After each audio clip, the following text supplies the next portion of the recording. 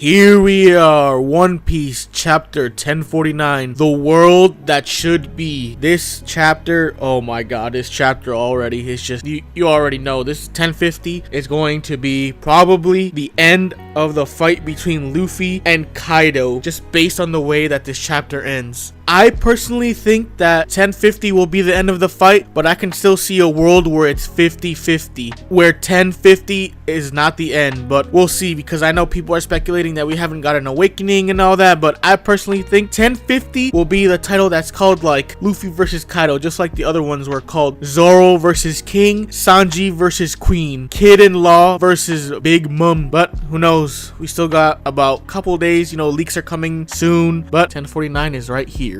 Right now. 1049 starts off exactly where we left off in 1048, and it just shows Luffy and Kaido up in the air fighting, and Luffy just big fist hitting him right in the mouth, and then Kaido tells him, you fought hard to reach this point, but you cannot change the world. Kaido's the one saying this to Luffy, but maybe it's a reflection of himself, as he once said in the past that he is going to be the one to change the world, as he said to King way back all those years. It finally happened. This is why I personally believe that we're at the end game now, where they show Kaido's flashback when he was only 10 years old, 46 years ago in the Vodka Kingdom, which is very funny because he drinks endless amounts of alcohol because he is just a drunk bastardo.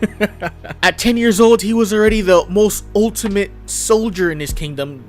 He just wanted to fight. He was just a brutal child. He was a strong soldier at 10 years old. Like, what? Even at a young age, Kaido questioned why his kingdom obeyed the rules of the Celestial Dragons, why they paid their heavenly tribute, why were they under them. He questioned it all at 10 years old. He was just questioning everything. Why are they slaves to these Celestial Dragons? He was actually a smart child, because screw those damn Celestial Dragons. I need to see them die.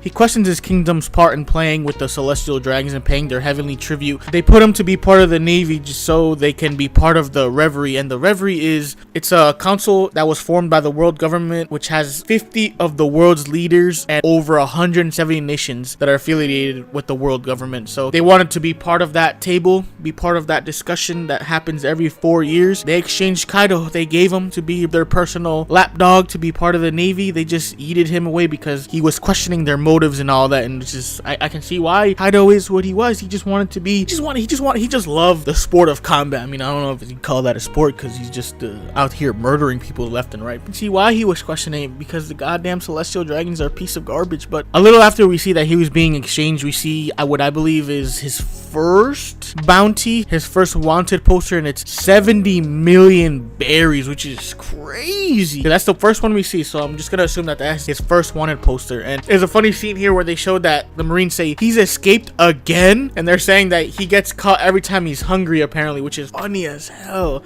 He literally just gets captured so he can just get free meals on top of their ships. Then we see 5 years after, when he's 15 years old, and he's on the island that is now inhabited by Blackbeard. This is the island that was inhabited by the Rocks Pirates, which is crazy. There's a little something going between Blackbeard and Rocks. That theory that maybe Blackbeard is Rocks' son, but who knows? Or that theory that says that Blackbeard has Rocks devil fruit. I don't know. We will see. Maybe, because something about the Rocks Pirates is probably gonna come up soon after Wano. Probably. We see a young Whitebeard telling Kaido if he wants to be a pirate, and he says that Rocks wants to see him. And from there, history is made. We see Kaido joining the Rocks Pirates, and from there, they're unstoppable. They have Whitebeard, Big Mom, Shiki, John, Kaido, Rocks, powerful members in this crew. And then we see the beginning of when they're going to God Valley, where everything goes, the Rocks Pirates versus Roger and Garp. We know from there that apparently Roger and Garp destroyed them, and with that, which is crazy because they had all these big top tier pirates. Like, it's just crazy that Roger and Garp were able to beat them at God Valley. Hopefully one day we'll see that animated, which unfortunate and makes sense. We don't get to see the Rocks Pirates fell, but we just see the Rocks Pirates are no more. And then I believe this is a picture of a young Big Mom angrily saying, "Where'd you go, Kaido, you big rat?" It's said that she gives Kaido here his devil fruit. It might have been during the battle, it might have been right after, but this is where Kaido has acquired his devil fruit. Through the years, Kaido has kept the notion that the Celestial Dragons are scum, in which they are. I really hope I really hope that they're taken down in the future. I really hope that Meijua gets obliterated and everything, but he's like, he just wants to bring them down to the world of mankind, because, you know, they perceive themselves as gods. And he wants to take them off their ivory thrones and bring them down to the realm of the normal people. He wants to bring them down to the battlefield with them. And he says, that's what I call equality and freedom, a world where only war decides a man's true worth. So your worth is solely based on how you do in battle and in combat and in wars. Only strength is what matters here. Only pure strength is what matters. That's all that matters to him. That is what determines your self-worth based on Kaido's views. A very interesting scene here is that we see both King and Kaido talking about Yamato dropped the name Joy Boy. We all know Kaido's probably been waiting for Joy Boy. He probably assumed that he himself was Joy Boy, but when he's talking to King, he says, if he's the same man you're waiting for, King, then I think I know who Joy Boy is. Kind of sort of seems like Kaido thinks that he himself is Joy Boy, but it's a little iffy here. But apparently it's King that's waiting for Joy Boy. That's very interesting. I don't know if after all this King is gonna want to talk to Luffy, or if Kaido himself would tell King that Luffy is Joy Boy, because he says that he thinks he knows who Joy Boy is, but maybe he thinks he is Joy Boy. But right after this battle, there's a lot of things gonna be happening. Right before the big punch, we just see that last member of CP0 just skywalking his ass right out of there. He does not want to be killed like his boy, the other CP0 member. But I mean, we didn't see him die.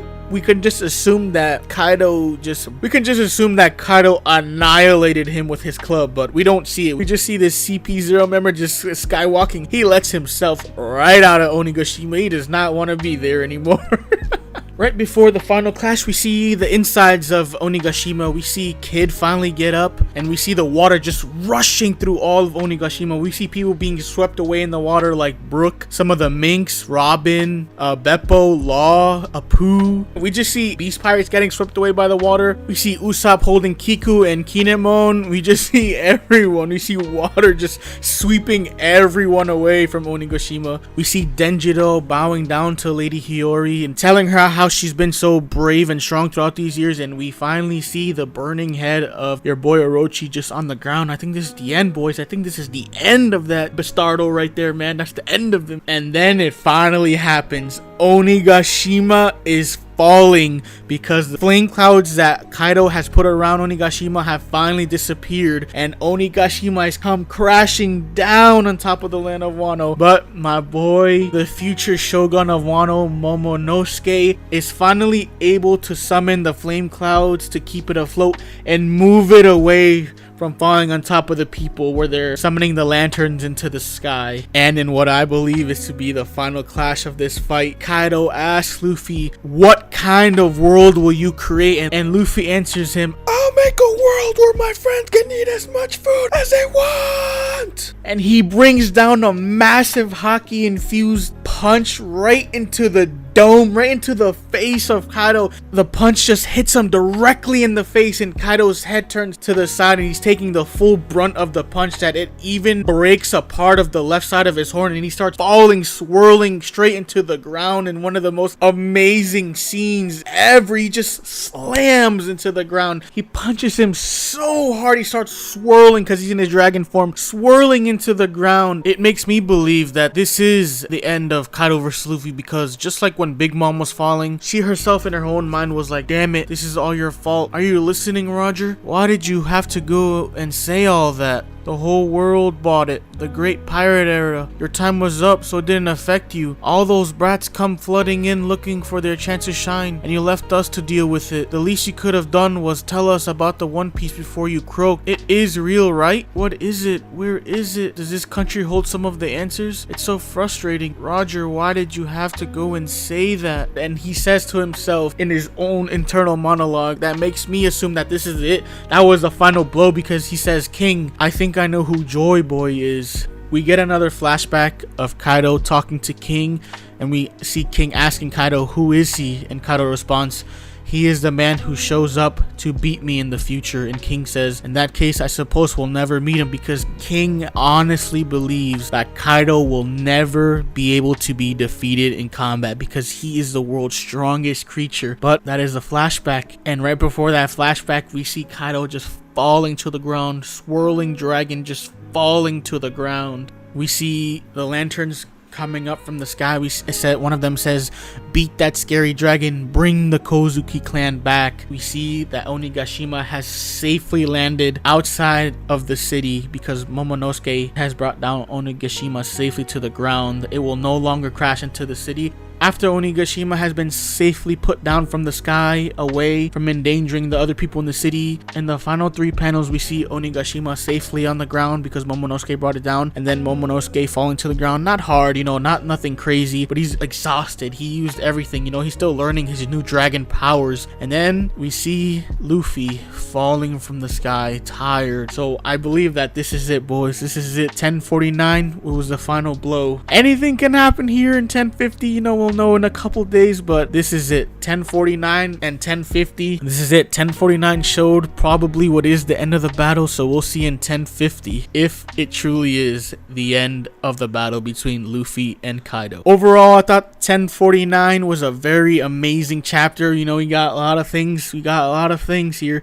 A mini Kaido flashback, what I believe is to also be the final end of the battle. That punch into the ground and Momonosuke falling to the ground and Luffy falling out of the sky. I think this is it, ladies and gents. Unless something crazy happens for 1050, I think this is it. Do yourself a favor and just reread it before 1050 drops. But overall, amazing chapter. Amazing. So join me in my next video. So let's hop on this cosmic cloud and let's journey into infinity and see what awaits us next in the world of One Piece.